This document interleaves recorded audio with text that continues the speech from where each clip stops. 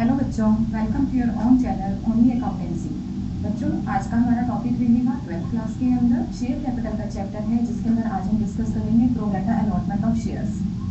बच्चों, अगर आपने मेरा चैनल अभी तक सब्सक्राइब नहीं किया है तो जल्दी से आप मेरा चैनल सब्सक्राइब कर दो, ताकि जो भी लेटेस्ट इसके अंदर वीडियोज़ आएंगे, जो भी नोटिफिकेशन आएगा उसके बारे में आपको पता चल जाए। चलो बच्चों, आज हम स्टार्ट करते हैं pro rata allotment of shares. 12th class के अंदर शेयर कैपिटल का चैप्टर है। अब इस चैप्टर की वेटेज आपको पता होगी बच्चों, बढ़ गई है क्योंकि हमारा रिडम्पशन ऑफ डिबेंचर्स डिलीट हो गया। प्रो राटा अलॉटमेंट का बच्चों अगर हम देखें, प्रो राटा का मतलब हुआ प्रोपोर्शनेटली, और प्रो राटा अलॉटमेंट किस सिचुएशन में होगी आपकी, जब हमारी कंपनी के शेयर्स ओवर सब्सक्राइब होते हैं। जैसे कंपनी ने अगर इशू किए हैं 1000 शेयर्स और एप्लीकेशन रिसीव हुई है कंपनी को 1500 शेयर्स, तो इस सिचुएशन को हम बोलेंगे कि शेयर्स आर ओवर सब्सक्राइब्ड। तो इसमें कंपनी के पास तीन ऑल्टरनेटिव होते हैं, तीन ऑप्शंस आते हैं कंपनी के पास। पहली ऑप्शन है कंपनी रिजेक्ट करेगी, रिजेक्ट द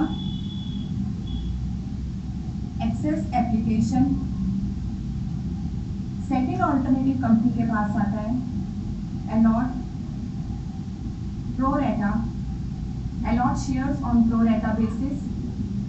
तीसरी ऑप्शन आती है कॉम्बिनेशन।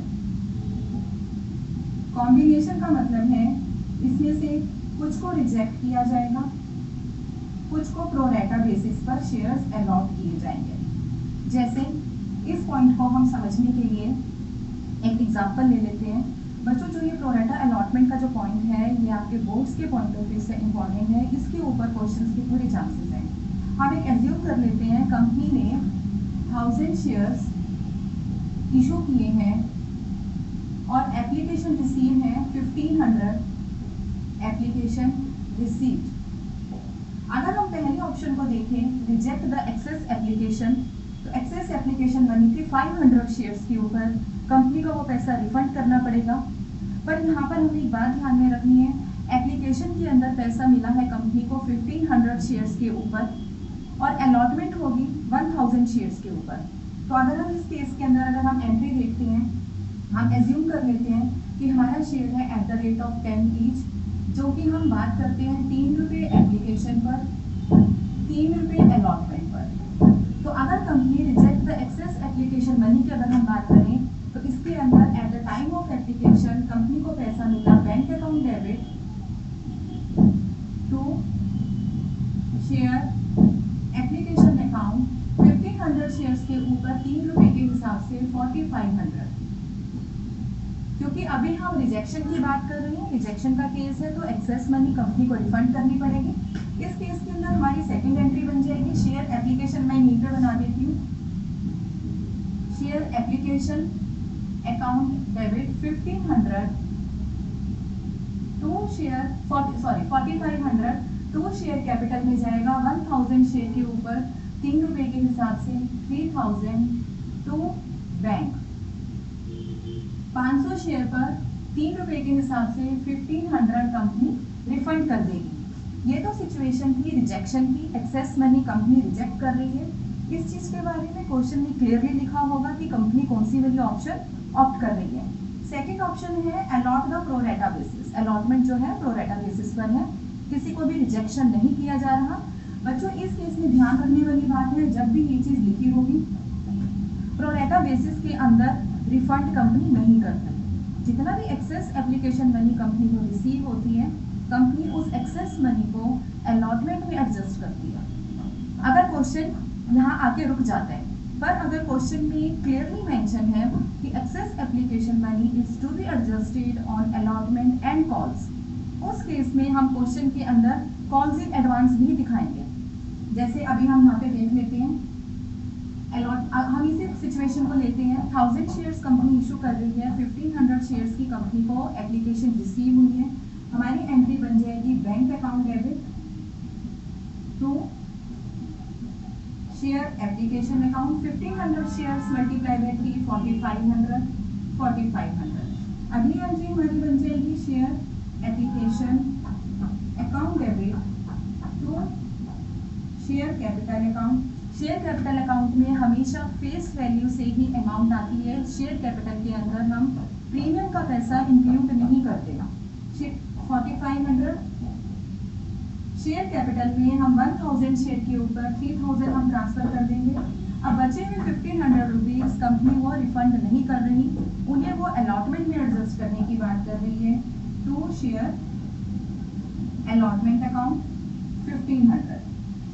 एप्लीकेशन के टाइम पे कंपनी अपनी बुक्स में शेयर अलॉटमेंट का पैसा 1500 एडजस्ट करने की बात कर रही है। At the time of allotment company due करेगी फुल वैल्यू को।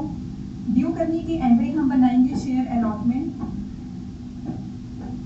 Account debit to share capital account.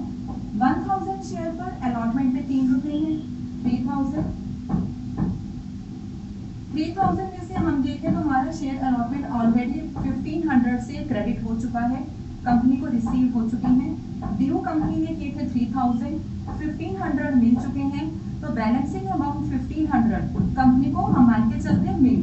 तो एंट्री बन जाएगी हमारी bank account debit to share allotment account 1500। तो हमारी प्रोरेटा के केस में बच्चों ये एंट्री बन जाएगी। अगर क्वेश्चन में एक्सेस मनी को फर्दर एडजस्ट करने के बारे में नहीं बता रखा, इस वाली जो हमने सिचुएशन ली थी, यहाँ तो एक्सेस एप्लीकेशन मनी जो थी वो तो अलॉटमेंट में ही पूरी तरह से एग्जॉस्ट हो गई है, कॉल्स के लिए पैसा बचा ही नहीं। कभी कभी सिचुएशन ऐसी हो जाती है बच्चों कि अलॉटमेंट में पैसा फुल एडजस्ट करने के बाद भी कुछ पैसा बच जाता है। अगर क्वेश्चन साइलेंट है तो excess money after adjustment eight the time of allotment हम रिफंड करेंगे। अगर क्वेश्चन में मेंशन किया होता है कि उसे हम कॉल्स में एडवांस करेंगे, तो यहाँ पर हमारा यहाँ पर 2 कॉल्स इन एडवांस की एंट्री बन जाएगी। इसमें तीसरी ऑप्शन है कंपनी के पास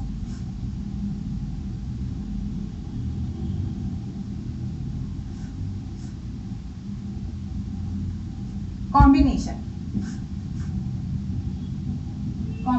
ऑफ रिजेक्शन एंड प्रोरेटा।